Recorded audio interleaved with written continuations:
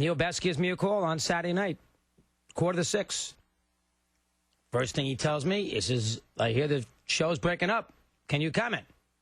So, I mean, I was the first I've ever heard of it. It was the first I've heard of that. You know, Neil, who I like, nice guy, although he did trash my book, which drives me nuts, the Mad Dog Hall of Fame book. Killed it. After he didn't praise the first one. Killed it. But that's neither here nor there.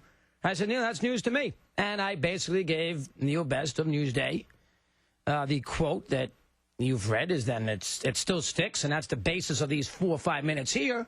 And that's the fact that I have a contract here at WFAN that runs, for an extended period of time. It's not up on July 2nd. It's not up on Labor Day. It's not up on, Bar A Day. And it's not up my birthday. It's not up Christmas time. It's not up at the Super Bowl. It's not even up Final Four.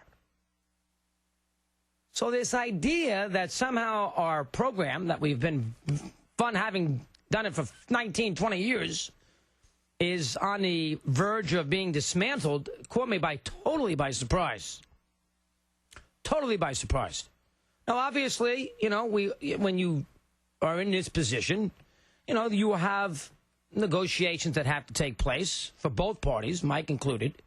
And, sometimes there's always a hiccup along the way, so people start to think that, oh, boy, Chris isn't rushing to do this, or Mike's not rushing to do that, and then everybody jumps to conclusions that, looking to find issues between the two of us as the trigger point of why the show no longer will be the case.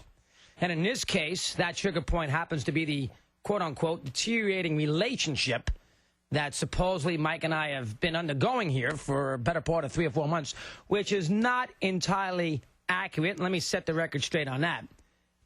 From Easter through May 9th, Friday, Marty Russo's birthday. Easter, right around that period to May 9th, Mike and I are having a lot of issues. If you're a listener, I don't have to tell you.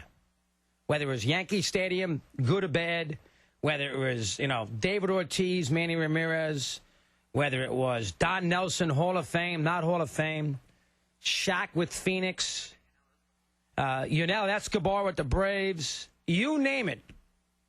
We were fighting like cats and dogs. I'll take, hey, our show, I got to take a good part of that responsibility.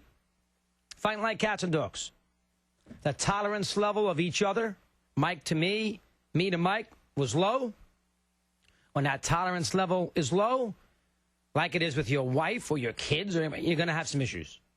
So from that period to May 9th, issues.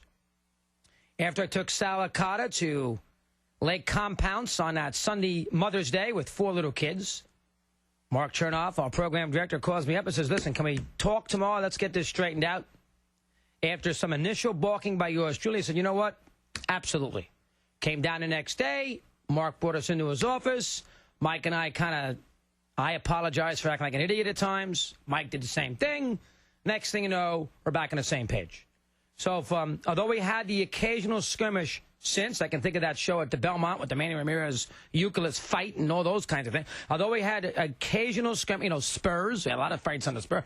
Although we had occasional skirmishes, from May 11th or 12th to last Wednesday, I don't think there was really any problem.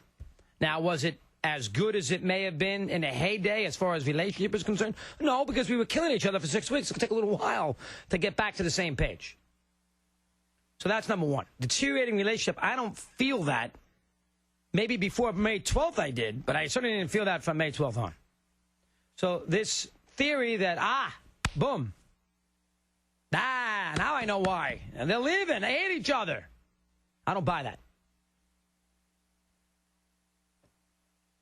19, 20 years, you're going to have your issues occasionally. You got to get through those issues. Now, listen, I mean, does that mean Mike's going to sign a 20-year contract extension with WFAN? Probably not. Does that mean that Christopher Russo is going to sign a 20-year contract extension with WFAN? Probably not. Do I want to work 20 more years doing this? Probably not. Probably not. But does that mean that, last Wednesday was our last ever program together, that's a little strong. That's a little strong. That's taking a big leap. And, you know, Neil Best thinks he has something, and he's a good reporter, and I like Neil. Again, I would never talk to him about anything like this because, for whatever the reason, it's the guy who killed my book. That's sensitive to authors. And don't forget, I'm John Grissom. That's sensitive. I've talked to him about it, but I don't forget that. He went out of his way to bury that book. Same day I was on the Today Show. Come on. But, I mean, listen, Neil thinks he has something, so he's going to track me down in the middle of a weekend, and he's going to track Mike down in the middle of a weekend, and he's going to write something. But unless WFAN is going to, you know, pull the plug on yours truly, and that's their right, you are renting their equipment. Unless, you know, I don't see how in the world this show is, you know, up, you know, by July 10th. What's the date I'm hearing now? July 11th or 12th? I don't see how I don't see where that's coming from. Again, we are under contract. WFAN and Mike and Chris are not stupid. FAN needs us. I mean, you know, everybody's replaceable. We've learned that. But, I mean, they'd like to have us on. We have been doing it for 19, 20 years.